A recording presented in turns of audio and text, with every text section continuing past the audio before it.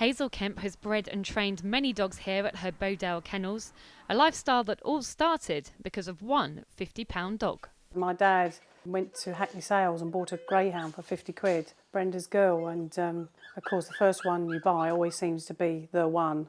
Well, she wasn't no good, but she won a few races at Clacton and I used to go with him and we had some good times, bad times and enjoyed it. That was the flapping days when you could really enjoy it, put a dog in the back and off you go, no rules and regulations. I'm not saying against it, but it was fun, real fun. And then it just spiralled from there, really. What happened to make you get as into it as you are today? Well, unfortunately, or fortunate, my dad, he was only 62 and we lost him, bless him. And it makes you realise how short life is. And we used to work 24/7 in our greengrocery shop down in Walton-on-Hayes in Essex. When you say we, you're talking about yourself and your husband, Michael? Yeah, me and Michael loved it. We enjoyed it, brought the family up, 3 children, worked really hard. And then I thought, what are we doing? Slogging ourselves like most people do today. And I said, what do you really want to do, Michael? He says, well, I want to breed some greyhounds. Oh, really? Well, let's go for it. Let's go for it. So we looked around for property and this come available. Lucky enough, it was the right time 15 years ago.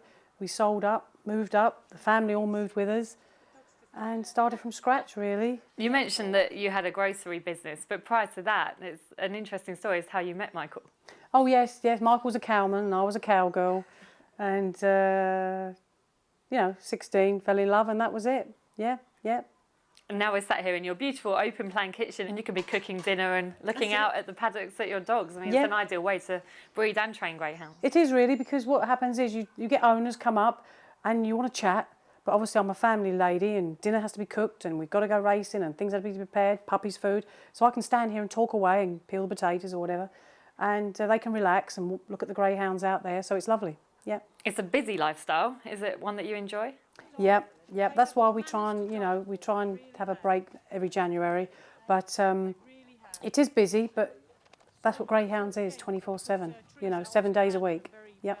Which side do you prefer to it, the breeding or the training? The breeding is lovely when you have them little young ones and they go through the process of at the various stages, like you've seen here today, from weeks old to 11 months to coming into training.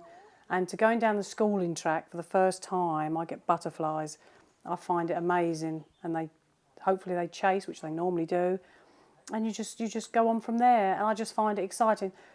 The racing side is very competitive now, and as we all know, you've got to have that certain greyhound. But I just enjoy really the bringing the puppies through.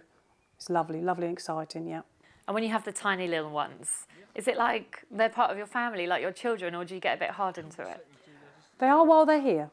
But as you know, I do know they have to go their way, like children. They have to, when they grow up or when they're schooled, of course they have to go to wherever they're going to race, or if they stay with me, they stay with me to train on. And when you're breeding, what are the main things for you? What's most important in getting a pup from being a baby to a star on the track? Lots of things, really. Starts right from early on, the worming side of it, of course, good food. And then when they get older, the exercise, they can freely run about. There's so many aspects of rearing and breeding. You just do it your way, and if it works, you tend to follow the process. There's always people say, oh, you can do this, you can do that, but you really have to follow your own heart, your own experience. You've got a lovely big galloping area here and a great way of testing whether or not they're going to chase before you take them to the schooling track. Yeah. I mean, you saw the golf buggy. We normally put a lure on the back there and Michael will go up front. We just only have to do it once. And if they chase that, it's normally a bit of rag, that's all it is. And then if they chase that, it's halfway there. You're halfway there. If there's the instinct's there in a greyhound, it's there from day one. What's been your favourite greyhound that you've had here? Oh, there's quite a few, Julie. What started this being here actually is another crook. Years ago, he's a marathon dog, 8 Bends. He was a real star. He lived with us in here for a long time till he died at 14. Broke our hearts, but there you go. He was a real star. But then, of course, I've had many. There's Bodale Sonic, Bodale Claire, and then Annie Dack. We've been very lucky. We've been very lucky, yeah. Of course, your best moment on the track must have been winning the East Anglian Derby. Just recount that night for us. I don't remember a lot about it actually. I don't actually remember the week leading up to the final, because all we done was we tried to carry on as normal, because but it was just like don't move. But no, it was exciting, and the only way I dealt with it is to say it was another graded race. It's just a graded race. Obviously, I knew it wasn't, but it was tremendous for the whole family. Did you think he could do it? Time suggested it. Everything was going the right way, but actually, you've got to get there on the night, and he's got to do it. But he'd done it all the way through, so why did I doubt him? Do you see yourself in this sport for many more years to come? That's a big, big question, Julie. That really is, because as we know, you've got to look at the finances, where the dogs are coming from, the whole industry as a sport.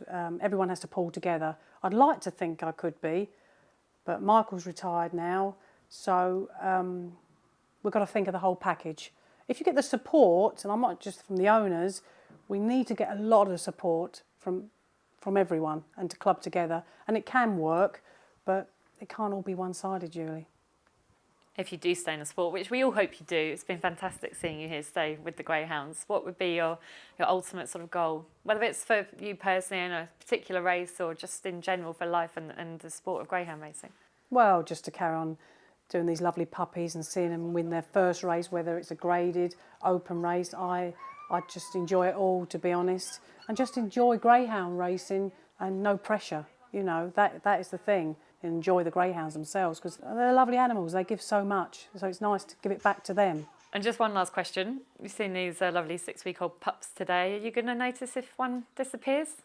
Well, Julie, I don't like to say this, but Michael's going to check you all over. Check my handbag. Yes, definitely. They're gorgeous. Yeah, they are lovely. Very lucky.